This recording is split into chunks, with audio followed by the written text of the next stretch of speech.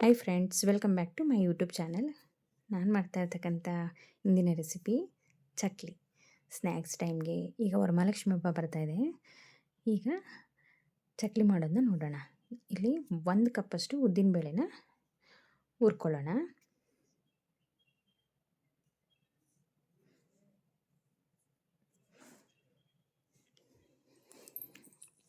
ಈಗ ಅದೇ 1 ಕಪ್ಪಲ್ಲಿ ಖಾರ ಮೆಣಸಿನ್ಕಾಯಿ, ಗುಂಟೂರು ಮೆಣಸಿನ್ಕಾಯಿ ಹಾಕ್ತಾಯಿದ್ದೀನಿ ಇಲ್ಲಿ. ಅದನ್ನು ಅಷ್ಟೇ, ಇದು ಉದ್ದಿನಬೇಳೆ ಜೊತೆಗೆ ಆಗುತ್ತೆ, ತುಂಬ ಏನು ಉರಿಬೇಕು ಅನ್ನೋದೇನಿಲ್ಲ.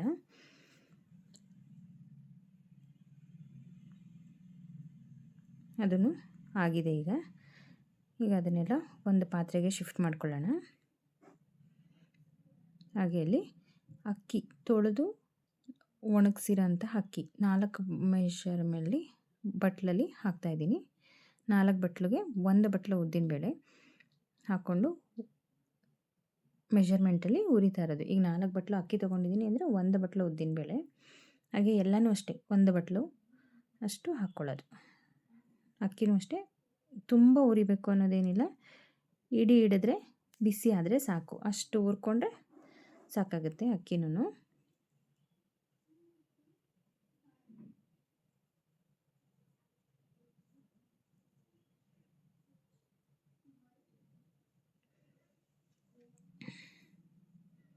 ತುಂಬ ಸಿಯೋ ಥರ ಎಲ್ಲ ಉರಿಯೋದೇನು ಬೇಡ, ಅಕ್ಕಿ ಸ್ವಲ್ಪ ಬಣ್ಣ ಚೇಂಜ್ ಆದರೆ ಸಾಕು. ಈಗ ಅಕ್ಕಿ ಆಗಿದೆ. ಈಗ 3/4 ಬಟ್ಲಷ್ಟು ಕಡಲೆಬೇಳೆನ ಹಾಕಿದ್ದೀನಿ. ಇಲ್ಲಿ 1 ಬಟ್ಲು ಹಾಕಿಲ್ಲ. ಇಲ್ಲಿ ಕಡಲೆಬೇಳೆ ಹಾಕೋದ್ರಿಂದ ಟೇಸ್ಟು ಚೆನ್ನಾಗಿರುತ್ತೆ. ಒಬ್ಬೊಬ್ಬರು ಕಡಲೆಬೇಳೆ ಹಾಕಲ್ಲ. ಕಡಲೆಬೇಳೆ ಹಾಕೋದ್ರಿಂದ ತುಂಬ ಟೇಸ್ಟಾಗೂ ಇರುತ್ತೆ, ತುಂಬ ರುಚಿಯಾಗೂ ಬರುತ್ತೆ ಚಕ್ಲಿ. ನೋಡಿ, ಕಡಲೆಬೇಳೆನೂ ಆಗಿದೆ. ಈಗ ಅದನ್ನು ಅಕ್ಕಿ ಜೊತೆಗೆ ಮಿಕ್ಸ್ ಮಾಡ್ಕೊಳ್ಳೋಣ. ಇಲ್ಲಿ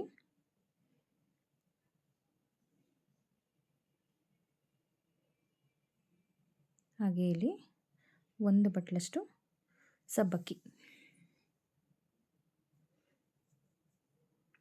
ಹಾಕೋದ್ರಿಂದ ಟೇಸ್ಟು ತುಂಬಾ ಚೆನ್ನಾಗಿರುತ್ತೆ.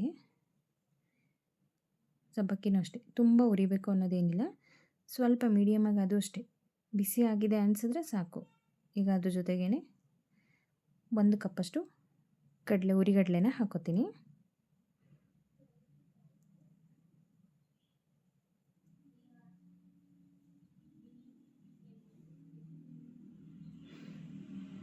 ಉರಿಗಡಲೆ ಜಾಸ್ತಿ ಉರಿಬೇಕು ಅಂತೇನಿಲ್ಲ. ಹಾಗಾಗಿ ಸಬ್ಬಕ್ಕಿ ಇನ್ನೇನು ಆಗಿದೆ ಅನ್ನೋಬೇಕಾದ್ರೆ ಉರಿಗಡಲೆನ ಸೇರಿಸ್ಕೊಂಡು ಸುಮ್ಮನೆ, ಅದು ಅಷ್ಟೇ, ಸುಮ್ಮನೆ ಬೆಚ್ಚಗಾದರೆ ಸಾಕು.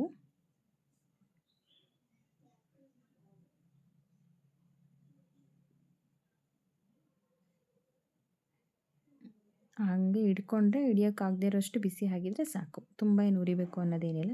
ಈ ಉರಿಗಡಲೆನೂ ಅಷ್ಟೇ, ಸಬ್ಬಕ್ಕಿ ಬಿಸಿಗೇನೆ ಉರಿಗಡಲೆ ಬೆಚ್ಚಗಾಗ್ಬಿಡುತ್ತೆ.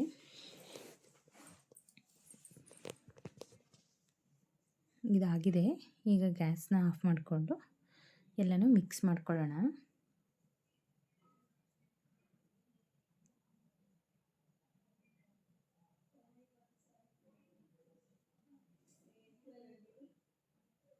ಗ್ಯಾಸ್ ಆಫ್ ಮಾಡಿದ್ದೀನಿ. ಅದು ಬಾಣಲಿ ಬಿಸಿಗೇನೆ ನೋಡಿ, ಕಡಲೆ ಪಪ್ಪೆಲ್ಲ ಕಲರ್ ಚೇಂಜ್ ಆಯ್ತು. ಈಗ ಎಲ್ಲನೂ ಸ್ವಲ್ಪ ಕೂಲ್ ಆಗಬೇಕು. ಎಲ್ಲನೂ ಮಿಕ್ಸ್ ಮಾಡಿಕೊಂಡು, ನಾನಿಲ್ಲಿ ಮನೇಲೇ ಪುಡಿ ಮಾಡ್ತಾಯಿಲ್ಲ, ಯಾಕೆ ಅಂತಂದರೆ ನುಣ್ಣಗಿದ್ರೇ ಪುಡಿ ಚೆನ್ನಾಗಿರೋದು. ನಾನಿಲ್ಲಿ ರಾಗಿ ಮಿಲ್ಲಿಗೆ ಕಳಿಸಿ ಪುಡಿ ಮಾಡಿಕೊಂಡು, ಇದು ಸ್ವಲ್ಪ ಆರಬೇಕು. ಎಲ್ಲನೂ ಮಿಕ್ಸ್ ಮಾಡಿ ಒಂದು ಬಾಕ್ಸಿಗೆ ಹಾಕಿ ಮಿಲ್ಲಿಗೆ ಕಳಿಸ್ತೀನಿ. ಈಗ ನೋಡಿ, ಈಗ ಹಿಟ್ಟು ನಮ್ಗೆ ಎಷ್ಟು ಬೇಕೋ ಅಷ್ಟು, ಆ ಹಿಟ್ಟಿಗೆ ಸ್ವಲ್ಪ ಅಜ್ವೈನು, ಹಾಗೆ ಸ್ವಲ್ಪ ಬಿಳಿ ಎಳ್ಳು,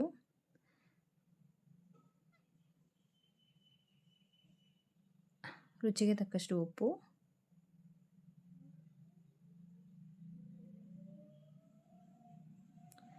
ಹಾಗೆ ಸ್ವಲ್ಪ ಜೀರಿಗೆ.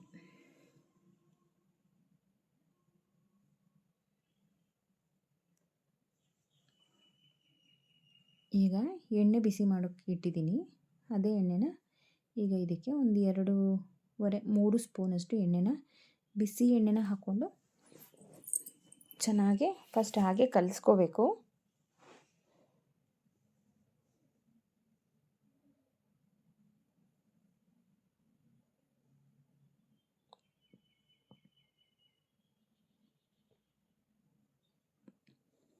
ನೋಡಿ ಹೀಗೆ ಎಲ್ಲನೂ ಒಂದು ಸರಿ ಇದರಲ್ಲಿ ಮಿಕ್ಸ್ ಮಾಡ್ಕೊಳ್ಳೋಣ. ಅದನ್ನು ಮಿಕ್ಸ್ ಮಾಡ್ಕೊಂಡ್ಮೇಲೆ ಕೈಯಲ್ಲಿ ಚೆನ್ನಾಗಿ ಎಲ್ಲ ಕಡೆಗೂ ಎಣ್ಣೆ ಚೆನ್ನಾಗಿ ಮಿಕ್ಸ್ ಆಗುವಂಗೆ ಮಿಕ್ಸ್ ಮಾಡ್ಕೊಳ್ಳೋಣ. ಈ ಹಿಟ್ಟು ಕಲಿಸ್ಬೇಕಾದ್ರೆ ನಾವು ಹೇಗೆ ಹಿಡಿತೀವೋ ಮುಷ್ಟಿ ಹಿಡಿದ್ರೆ ಅದೇ ಮುಷ್ಟಿಯಲ್ಲಿ ಗಟ್ಟಿಯಾಗಿ ನಿಂತ್ಕೊಂಡ್ರೆ ಹಿಟ್ಟು ಚೆನ್ನಾಗೇ ಬರುತ್ತೆ ಅಂತ. ಗಟ್ಟಿಯಾಗಿ ಈಗ ನಾವು ಉಂಡೆ ಕಟ್ಟಿದ್ರೆ ಉಂಡೆ ಹಾಗೆ ನಿಂತ್ಕೋಬೇಕು. ನೋಡಿ ಹೀಗೆ ಹಂಗಾಗಿದ್ರೆ ಹಿಟ್ಟು ಚೆನ್ನಾಗಿದೆ ಅಂತ. ಈಗ ಸ್ವಲ್ಪ ಸ್ವಲ್ಪನೇ ನೀರನ್ನ ಸೇರಿಸ್ಕೊಂಡು ಮಿಕ್ಸ್ ಮಾಡ್ಕೊಳ್ಳೋಣ. ಚೆನ್ನಾಗಿ ಕಲಿಸ್ಕೋಬೇಕು, ಚೆನ್ನಾಗಿ ನಾದ್ಕೊಂಡು ಚೆನ್ನಾಗಿ ಕಲಿಸ್ಬೇಕು. ಈಗ ಯಾರು ನನ್ನ ಚಾನಲ್ನ ಸಬ್ಸ್ಕ್ರೈಬ್ ಆಗದೆ ನೋಡ್ತಾ ಇದ್ದೀರೋ ಪ್ಲೀಸ್ ಎಲ್ಲರೂ ಸಬ್ಸ್ಕ್ರೈಬ್ ಆಗಿ, ಹಾಗೆ ಫ್ಯಾಮಿಲಿ ಫ್ರೆಂಡ್ಸ್ ಜೊತೆ ಶೇರ್ ಮಾಡಿ. ಏನೇ ಮಿಸ್ಟೇಕ್ ಇದ್ದರೂ ಕಮೆಂಟಲ್ಲಿ ತಿಳಿಸಿ. ನೋಡಿ ಇಲ್ಲೀಗ ಸ್ವಲ್ಪ ಸ್ವಲ್ಪನೇ ನೀರನ್ನ ಸೇರಿಸ್ಕೋಬೇಕು. ತುಂಬ ತೆಳುವಾಗೂ ಇರಬಾರ್ದು, ತುಂಬ ಗಟ್ಟಿಯಾಗೂ ಇರಬಾರ್ದು.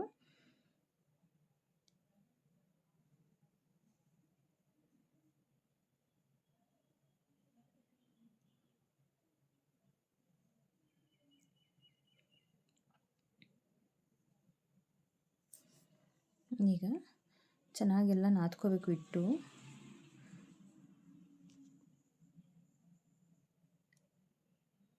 ಈಗೆಲ್ಲ ಉಂಡೆ ಕಟ್ಟೋ ಹಂಗೆ ಮಿದಿಬೇಕು. ಈಗ ಸಾಕು, ನೀರು ಸಾಕಾಗುತ್ತೆ. ಸ್ವಲ್ಪ ಅದು ಹಿಟ್ಟಿನ ಅಂಶ ಇರೋದ್ರಿಂದ ಸ್ವಲ್ಪ ನೀರನ್ನ ಸೇರಿಸ್ಕೊಂಡು ಚೆನ್ನಾಗಿ ಮಿತ್ಕೊಳ್ಳೋಣ. ಈಗ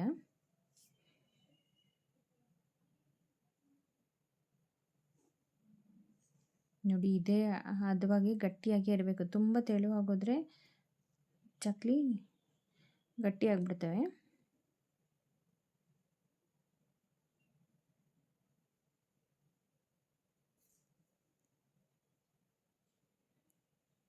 ಈಗ ಚೆನ್ನಾಗಿ ನಾದ್ಕೊಬಿಟ್ಟು ನೋಡಿ ಹಿಟ್ಟು ನಾದಿರೋ ಹಿಟ್ಟದು. ಈಗ ಅದನ್ನು ಒಂದು 20 ನಿಮಿಷಗಳ ಕಾಲ ಇಟ್ಟಿದ್ದೀನಿ. ಇಟ್ಬಿಟ್ಟು ಈಗ ಚಕ್ಲಿ ಹೋಳಿಗೆ ಹಾಕ್ಕೊಂಡು ಚಕ್ಲಿನ ಹಾಕೋಣ. ಈಗ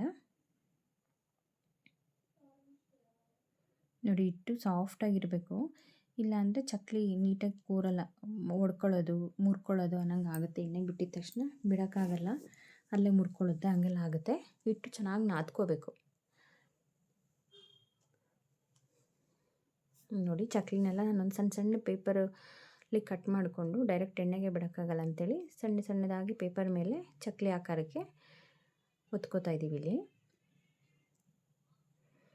ಈಗ ಎಣ್ಣೆ ಚೆನ್ನಾಗಿ ಕಾಯ್ದಿದೆ. ಈಗ ಎಲ್ಲ ಒತ್ಕೊಂಡಾದ್ಮೇಲೆ ಒಂದೊಂದನ್ನೇ ಎಣ್ಣೆಗೆ ಬಿಟ್ಟು ಕರ್ಕೊಳ್ಳೋಣ. ಇಲ್ಲಿಗ ತುಂಬ ಹೈ ಫ್ಲೇಮಲ್ಲಿ ಇಟ್ಕೊಂಡು ಸಹ ಚಕ್ಲಿನ ಕರಿಬಾರ್ದು, ಬೇಗ ಕಪ್ಪಾಗಿಬಿಡುತ್ತೆ, ಒಳಗಡೆ ಬೆಂದಿರಲ್ಲ. ಸುಮಾರಾಗಿ ಮೀಡಿಯಮ್ ಫ್ಲೇಮಲ್ಲೇ ಇಟ್ಕೊಂಡು ಚಕ್ಲಿ ಮಾಡ್ಕೋಬೇಕು. ನೋಡಿ ಈಗ ಚಕ್ಲಿ ಬಿಟ್ಕೊಳ್ಳಿಲ್ಲ, ಎಣ್ಣೆಗೆ ಬಿಟ್ಟಿದ್ರು ಚಕ್ಲಿ ಶೇಪಲ್ಲೇ ಬರುತ್ತವೆ. ನೋಡಿ ಈಗ ಅದು ಆಗಿರೋ ಚಕ್ಲಿ ಎಣ್ಣೆಯಿಂದ ಕೆಳಗಡೆ ಹೋಗುತ್ತೆ, ಆಗ ಚೆನ್ನಾಗೇ ಬೆಂದಿದೆ ಅಂತ.